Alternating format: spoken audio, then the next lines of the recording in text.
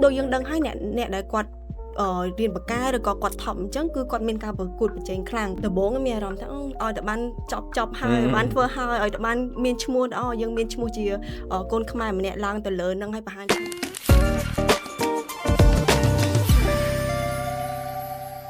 bà xong group những điệp số phục mai bông bông ở khía xóa cùng xa chữ thầm ấy một càng càng thi podcast này dây prap bà chụp cho mùi năng việc mình đồ đá bà nhóm đá rá ngày nay nhóm miền nhiều bị xe mà nẹ tiệt hái đầm bay năng nòm còn mốc bị phía xa khía đầm bay chạy bỏ bị sao mùi chùm nuốn đầm bay ở phục mai bông bông bán sẵn đạp cho mùi khía bà còn ai đông chăm dú dương một chụp cho mùi năng nhiều cái vô bao dương từng ở khía bà nghiệp số bà chui này nòm luôn màn tịch máu chụp điệp số bóng bóng từng ở khía này khiêm chmua siêu gì cảm bất dương score khía đập bay đập 4 năm anh thật bà có một tay tăng với score khía mà đây nghiệp số chụp này chỉ hello nhân tới là về lượt tìm môi đài miệp xùa và vì fly đài đôi nhom prap cùng mai ôn môn năng trắng cứ nhom hay năng siêu dí cứ score khné hai chia đập bay đập 4 năm mày bà dân riêng chỉ môi khné tăng pi thằng thì bầm môi thế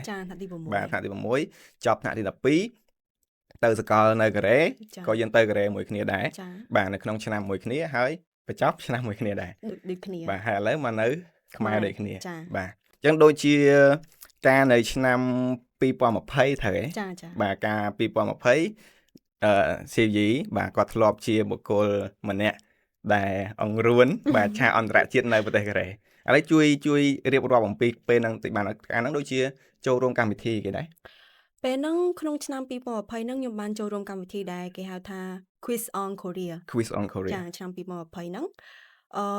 vậy tới cam thi năng chỉ cam thi đại thơ lang bầu lang đòi cơ xuồng ở rộng này sa thi nạ đọt có đẹp tốt chỉ mùi nâng chỉ mùi nâng sàn đi từ KBS wow bà chẳng pe năng cam thi quiz on Korea cam thi năng cái thơ cái mình cam thi năng cứ cái bộ môn bộ đông chôn bò té tu tiếng sẽ có lúc đầm bay nâng xua quiz tẹt tông chỉ mùi nâng nhưng thua contest tẹt tông chỉ mùi nâng Korea đôi chi vật sa này bật tay Korea đôi chi pizza Korea đôi chi vật thò này Korea chẳng vì miền tràn vì sai miền tràn phần này đã tẹt tông chỉ mùi nâng Korea nâng vậy rồi tới cứ cái xua sầm nô bọc cua bọc chén tẹt tông chỉ mùi nâng bật tay Korea chẳng vì lý lâm nâng không nâng miền tầng vật thua vật sa miền ấy bên nâng bộ rùm tiếng ngon gì rùm ông pi bật tay Korea vậy đúng ao là tẹt tông một bật tay Korea hay bên nâng siêu dĩ cứ chia nè đầm nàng ở bật tay Campuchia wow giờ này bên nâng châu rùm hai chia bằng màn bật tay đã chạm bên nâng nó bên nó không cao bậc cột nâng cứ châu rùm hai chia đọc bật tay chiêng bên tai một nâng dương châu rùm đọc bật tay chiêng nâng cứ cái chùm rú bà hai chia nhưng mà sơ đăng chấm áp bên tai nó không cam thi câu cọt bàn này nôm ta bà hai chia không pram rồi nè chẳng một nâng dương lang cam thi từ không cam thi đại kê chập sai nó không tụi KBS nâng cứ dương trời thưa ca chùm rú miền cam thi chùm rú nâng bà hai chia pi đòn tiệt chẳng trong nông cam thi chùm rú nâng cứ miền nè châu rùm rồi bà hai chia pram rồi nè wow đợt pe chùm rú pram rồi nè hái dương ban là từ web đại prot hái đợt pe nâng dương ban chơi phí tí muối wow bà chẳng đi cái chia một cô đại ban rung cừ vừa ơi cha on đã chết này cái cừ đại ba bên năng đôi chia tranh xa qua miền trời đã thật tranh xa qua miền tràn hay có miền nè đại có sna sôm pi có chơi là bên năng trà năng này hay trong xu ở rộng bên năng tịch bên đại lang bạc cuột chia đầm nàng bên tây dương bà khmai dương bên năng mía rộng mày đại từ bốn môn năng bên thằng ngày cam thi năng ta miền chất môi đại thành chia ởក្នុងនាមជាតំណាងម្នាក់ចង់ធ្វើយើងចង់សម្ដែងឬក៏យើងចង់បង្ហាញអំពីសមត្ថភាពរបស់យើងឲ្យល្អដើម្បីខ្លាយទៅជាមោទនភាពនៃប្រទេសរបស់យើងអញ្ចឹងណាប៉ុន្តែដោយសារតែកម្មវិធីហ្នឹងគឺជាកម្មវិធីមួយដែលយើងអត់ដឹងថាគេសួរនាំអំពីអ្វីទេអញ្ចឹងហើយក៏យើងអត់ដឹងថាយើងត្រូវរៀនពីណាទៅដល់ណាដែរអញ្ចឹងអានោះវាមានការលំបាកប៉ុន្តែក្នុងចិត្តតែងតែមានចិត្តមួយថាទោះបីជាមិនបានជាប់ JLP ក៏ដោយប៉ុន្តែចង់ឡើងនៅក្នុងឆាកអន្តរជាតិហ្នឹងឲ្យបង្ហាញថាកូនខ្មែរក៏អាចនឹងឡើងទៅក្នុងឆាកអន្តរជាតិក៏អាចនឹងបង្ហាញអំពីសមត្ថភាពរបស់ខ្លួនឯងបានដូចគ្នាដែរអញ្ចឹងចាបាទអញ្ចឹងអាហ្នឹងវាក៏ជាមោទនភាពរបស់យើងមកដែរថាយើងបាននាំពំនាំឈ្មោះប្រទេសជាតិរបស់យើងឡើងទៅដល់ឆាកកូរ៉េយើងអាចដោយសារប្រទេសកូរ៉េឥឡូវគឺយើងដឹងស្រាប់ហើយល្បីទូទាំងពិភពលោកបាទអញ្ញថា global ហើយក្នុងនាមយើងជាកូនខ្មែរម្នាក់បាទយើងមានឈាមជ័រជាខ្មែរយើងឡើងឆាកអន្តរជាតិពំនាំឈ្មោះកម្ពុជាបាទ ត្រូវ ហើយមិនត្រឹមតែប៉ុណ្ណឹងយើងបានលេខ1ទៀតបាទ ចាពេលហ្នឹងនៅពេលដែលចូលរួមកម្មវិធីហ្នឹងមានអារម្មណ៍ថាខ្លួនឯងនៅដំបូងមានអារម្មណ៍ថាឲ្យតែបានចប់ហើយបានធ្វើហើយឲ្យតែបានមានឈ្មោះយើងមានឈ្មោះជាកូនខ្មែរម្នាក់ឡើងទៅលើហ្នឹងហើយបង្ហាញឈ្មោះរបស់យើងបង្ហាញសមត្ថភាពរបស់យើងទៅបានហើយមិនបាច់ចាំបានជ័យលាភីអីទៅដល់ពេលដល់ចុងបញ្ចប់កាន់តែចិត្តចប់មានចង់បានជ័យលាភីដែរ យូរទៅយើងសប្បាយ ចា ទៅ សប្បាយដែរចាកម្មវិធីហ្នឹងពេលគេចាប់ផ្សាយហ្នឹងខ្ទង់តែ1ម៉ោងឯងប៉ុន្តែជាក់ស្ដែងការដែលដំណើរការហ្នឹងវាខ្ទង់ 4-5 ម៉ោងដែរ អូ ចឹងវារៀងយូរដែរ យេ ចឹង យេ ហើយអញ្ចឹងហើយដំបូងរៀងភ័យដល់ពេលយូរទៅយើងស៊ាំនៅក្នុងកម្មវិធីរបស់គេដែរអញ្ចឹងហ៎ បាទអូខេបាទអញ្ចឹងទោះបីជាការប្រកួតហ្នឹងវារៀងកន្លងទៅយូរយ៉ាងណាក៏ដោយប៉ុន្តែវានៅតែផ្ដល់បទពិសោធន៍ល្អដល់យើង ចាបទពិសោធន៍ហើយនឹងអនុស្សាវរីយ៍ យេបាទអញ្ចឹងចូលរួមអបអរសាទរម្ដងទៀតបាទទោះបីជាវាកន្លងរៀងយូរយ៉ាងណាក៏ដោយហើយមួយទៀតបាទយើងឥឡូវយើងចូលសំណួរផ្លូវការរបស់យើងហ្មងបាទដោយសារតែយើងស្គាល់គ្នាតាំងពីនៅទូចក៏ប៉ុន្តែខ្ញុំអត់ដែលសួរសំណួរមួយហ្នឹងទេ ចា ថាហេតុអីបានជាស៊ីយីរៀនភាសាកូរ៉េ ចានិយាយទៅមនុស្សខ្ញុំជាមនុស្សដែលចូលចិត្តរៀនភាសាបរទេសកាលពីក្មេងៗហ្នឹងនៅពេលដែលយើងទៅលេងនៅអង្គរវត្តអីចឹងយើងឃើញបរទេសអញ្ចឹង ហ្នឹងហើយ ហើយនៅគៀនគាត់តែងតែមានអ្នកបកប្រែ តែមានអារម្មណ៍ថាពួកគាត់ជាជនជាតិខ្មែរប៉ុន្តែមើលទៅពួកគាត់ពេលដែលឃើញពួកគាត់និយាយភាសាអង់គ្លេសមើលទៅលយប៉ាកែអញ្ចឹងចង់ចេះភាសាអង់គ្លេសដំបូងគឺយើងចង់ចេះភាសាអង់គ្លេសខ្ញុំសូមម៉ាក់ទៅរៀនអង់គ្លេសតាំងពីទូចហើយដល់ពេល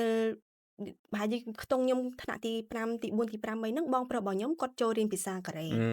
ហើយដល់ពេលគាត់ទៅផ្ទះវិញឃើញគ្រូកូរ៉េរបស់គាត់មកលេងផ្ទះអញ្ចឹងគាត់ឃើញគាត់និយាយភាសាកូរ៉េជាមួយគ្រូទៅយើងមានអារម្មណ៍ថាវ៉ាវលយចេះភាសាមួយដែលអត់សូវមានអ្នកចេះនិយាយពេលហ្នឹងអត់សូវមានអ្នកចេះនិយាយភាសាកូរ៉េដល់ពេលទៅសូមម៉ាក់អើយខ្ញុំទៅរៀនកូរ៉េមួយបងដែរមួយបងដែរទៅពេលហ្នឹងយើងនៅទូចដែរអញ្ចឹងម៉ាក់គាត់ថាអត់តដល់ចង់ទៅដល់ពេលខ្ញុំសុំគាត់ច្រើនដងពេកទៅគាត់ឲ្យខ្ញុំមកប្រឡងមកនៅសាលាអំបិលលើហ្នឹងអញ្ចឹងប្រឡងជាប់ក៏បានចូលរៀននៅហ្នឹងហ្មងទៅអូវ៉ាវស្គាល់គ្នា14ឆ្នាំខ្ញុំអត់ដែរដឹងអំពីហេតុផលហ្នឹងទេតែហេតុផលផ្ទុយពីខ្ញុំទាំងស្រុងគាត់ចង់រៀនភាសាប៉ុន្តែខ្ញុំដោយបង្ខំបាទអញ្ចឹងទទួលបានបទពិសោធន៍ថ្មីមួយដែរបាទអញ្ចឹងនៅពេលដែលស៊ីយីរៀនភាសាកូរ៉េចប់នៅខ្មែរហើយយើងមិនទៅកូរ៉េជាមួយគ្នាត្រូវអត់ពេលហ្នឹងយើងទៅថ្ងៃមួយគ្នាជិះយន្តហោះមួយគ្នាទៀតបាទហើយតដល់កូរ៉េបានយើងបែកទៅតាមសាលារៀនខ្លួនខ្ញុំចង់សួរថានៅពេលហ្នឹងអារម្មណ៍ដែលយើងជន់ទឹកដីកូរ៉េដំបូងតើមានអារម្មណ៍យ៉ាងណាដែរពេលទៅដល់ដំបូងហ្នឹងដោយសារតែពេលហ្នឹង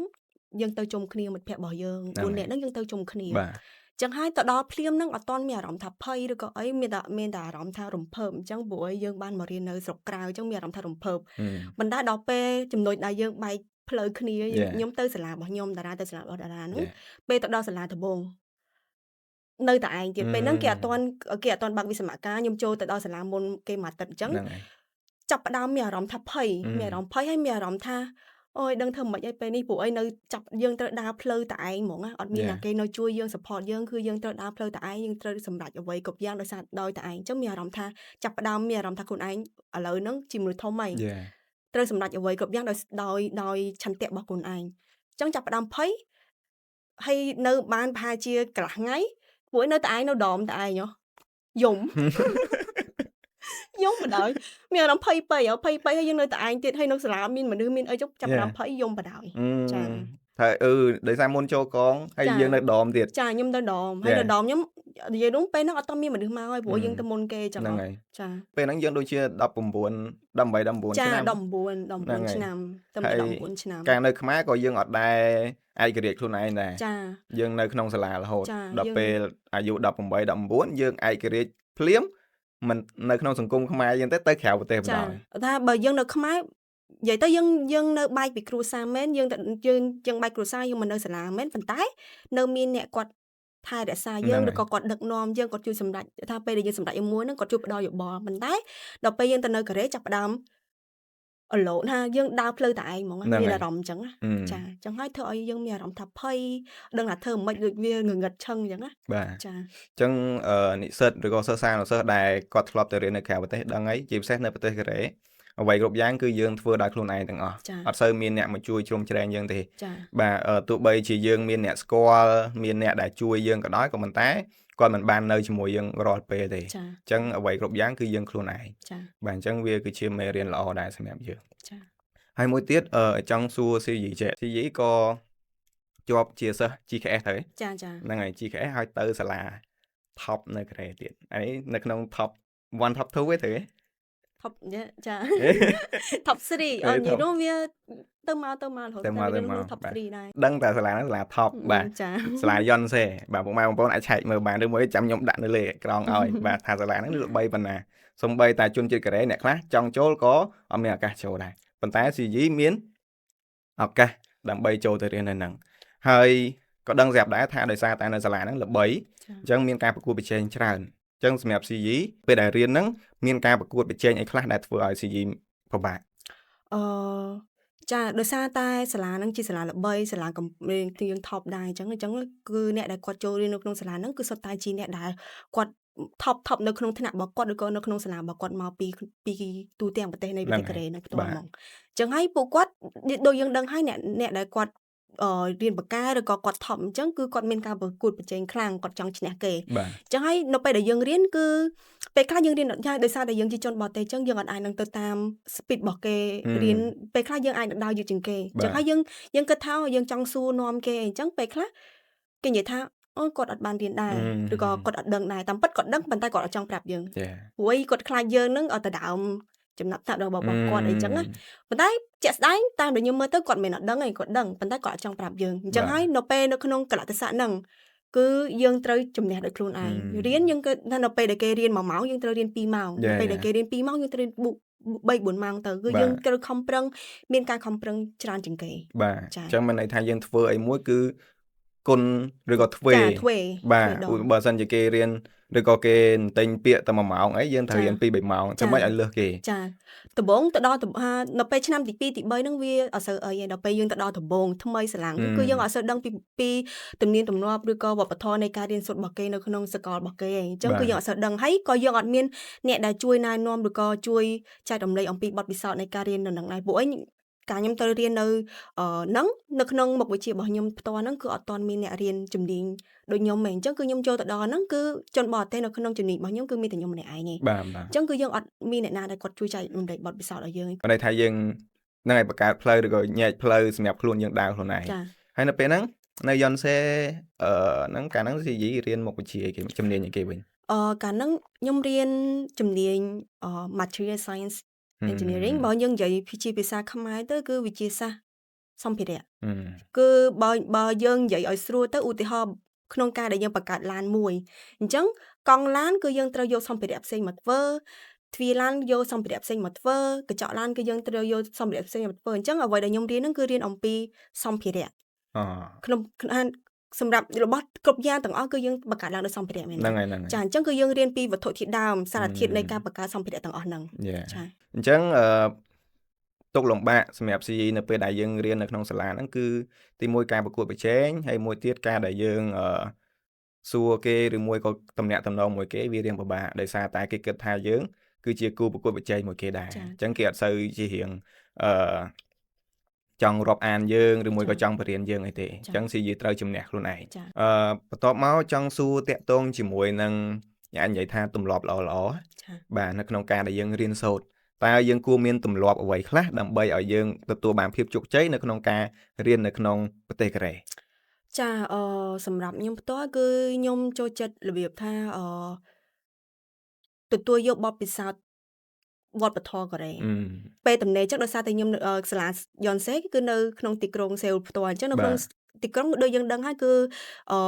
មានវប្បធម៌ច្រើនដែលយើងអាចនឹងទៅទទួលបទពិសោធន៍នឹងបានអញ្ចឹងដូចជាខ្ញុំទៅវាំងកូរ៉េដើម្បីយើងរៀនអំពីសិក្សាអំពីប្រវត្តិសាស្ត្រនៃប្រទេសកូរ៉េហ្នឹង